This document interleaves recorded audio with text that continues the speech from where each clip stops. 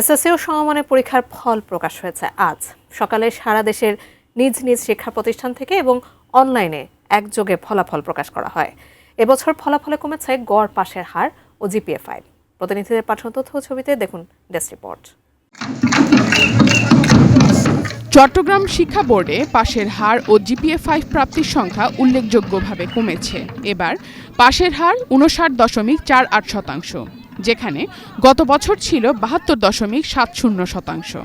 জিপিএ-5 পেয়েছে ৯,৩৯৮ জন, গত বছরে পেয়েছিল ১১,৮৪৩ জন।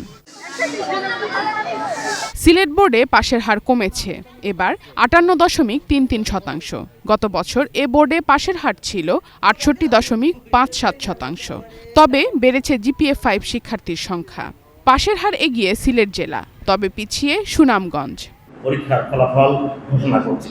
কুমিল্লা শিক্ষা বোর্ডে ৬৫.৪২% শিক্ষার্থী পাশ করেছেন। গতবার এই পাশের হার ছিল ৬৩.৬%। সে হিসেবে এই বোর্ডে পাশের হার বেড়েছে। ২৪টি প্রতিষ্ঠানে শতভাগ পাশ করলেও শূন্য পাশের কোনো প্রতিষ্ঠান নেই। বোর্ডের পরীক্ষা নিয়ন্ত্রক বলেছেন, গণিত ও ইংরেজিতে ফলাফল আরও ভালো হলে পাশের হার বাড়ত।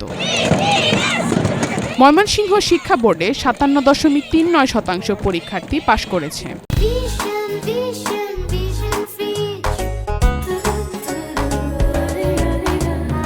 গত বছর পাশের হার ছিল ৫৮.২২%। সে হিসেবে এ বোর্ডে পাশের হার কমেছে। ১০টি প্রতিষ্ঠানে শতভাগ পাশ করলেও ৪টি প্রতিষ্ঠানে কোনো শিক্ষার্থী পাশ করেনি। বরিশাল শিক্ষা বোর্ডে পাশের হার ৬০.৩৫%। জিপিএ-5 পেয়েছে ২,৭৭৮ শিক্ষার্থী। গত বছরের তুলনায় পাশের হার ৩.৯৭% বাড়লেও জিপিএ-5 প্রাপ্ত শিক্ষার্থীর সংখ্যা কমেছে। রাজশাহী ও দিনাজপুর শিক্ষা বোর্ডে বড় ধরনের ফল বিপর্যয় ঘটেছে। রাজশাহী বোর্ডে পাশের হার কমে দাঁড়িয়েছে ৬৩.৬৭%। অন্যদিকে দিনাজপুর বোর্ডে পাশের হার নেমেছে ৫৮.০৫%। এই দুই বোর্ডেই গত বছরের তুলনায় পাশের হার ও জিপিএ-5 প্রাপ্তিতে অবনতি ঘটেছে।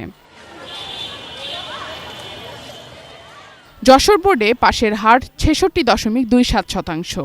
জিপিএ-5 পেয়েছে ১১,৪৭৮ জন।